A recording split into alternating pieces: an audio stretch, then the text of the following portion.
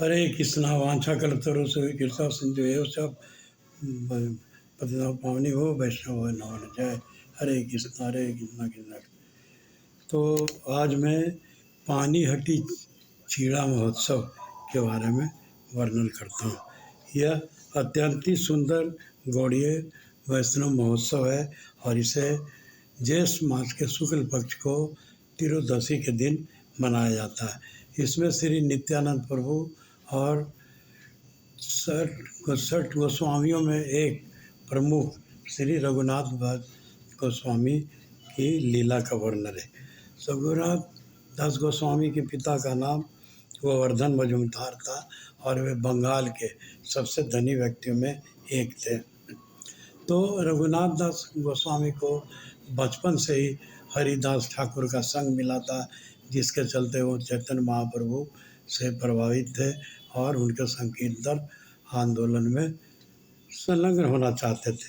लेकिन उनके घर के लोग चाहते थे कि ये घर में ही रहे और व्यापार को संभाले, और इस तरह से उन्हें क्या किया गया, इस तरह से उन्हें एक पारिवारिक बंधन में बांधकर उनकी एक बहुत ही रूपवती सुंदर कन्या से विवाह कर दिया गया। लेकिन फिर भी उन्हें घर में मन नहीं लगता था और चुपके चुपके हुए महाप्रभु से मिलते थे, लेकिन महाप्रभु उन्हें बार बार घर वापस भेज देते थे।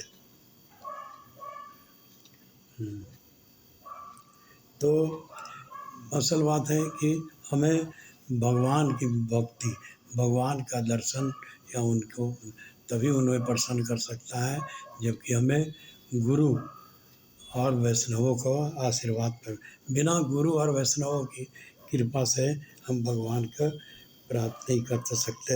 हम सीधे भगवान के जाकर न जाकर हमें वैष्णवों और गुरु के पास जाना चाहिए, तभी मिल सकते हैं। अस्य प्रसादा गुरु प्रसादा। एक बार नित्यानंद प्रभु पानीहटी में राघव पंडित के घर पर आए और वहाँ पर उन्होंने एक गंगा किनारे बट वृक्ष के नीचे बैठे और अपने सभी पार्षदों भक्तों को बुलाया, और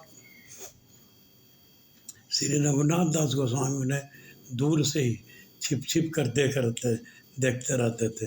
तो भक्तों ने कहा कि रघुनाथ दास गोस्वामी आपसे मिलना चाहते हैं। तो नित्यानंद प्रभु ने उन्हें दौड़कर पकड़ लिया और बोले, अरे तू चोर है, तुम बिना गुरु की कृपा से भगवान से मिलना चाहता है, इसलिए तुम्हें दंड दिया जाता है और दंड स्वरूप तुम्हें पूरे यहाँ के पानीहटी के लोग, पानीहटी कलकत्ता के पास एक गंगा किनारे बहुत ही सुंदर जगह है, तो तुम्हें सबको यहाँ के सभी लोगों को चिड़ा दही खिलाना पड़ेगा। और इस तरह से रघुनाथ गोस्वामी की प्रसन्नता का परम्पार नहीं रहा, बहुत खुश हुए और हर्षपूर्वक इस दंड को भगवान नित्यानंद प्रभु की गुरु की कृपा को दंड रूपी स्वीकार किया।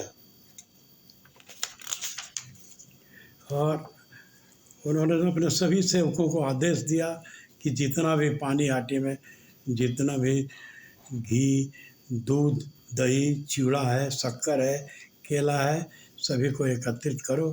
और उसके बाद सभी को क्या किया, और उसके क्या किया, बड़े बड़े मिट्टी के घड़े में उसे लाकर सबका मिश्रण बनाकर खूब स्वादिष्ट व्यंजन तैयार किया गया।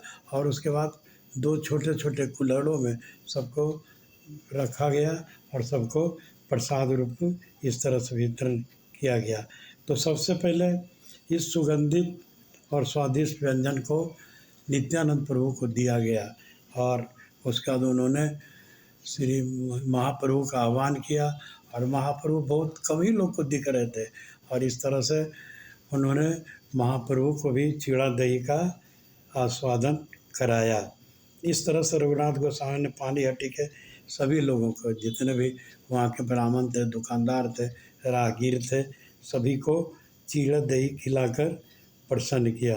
इस तरह से श्री रघुनाथ गोस्वामी ने गुरु तत्व श्री नित्यानंद प्रभु को प्रसन्न किया और उनकी कृपा से उनकी मनोकामना पूर्ण हुई। भक्ति के 64 अंगों में क्या है कि गुरु पदासन सबसे प्रमुख है, अस्य प्रसादा गुरु प्रसादा।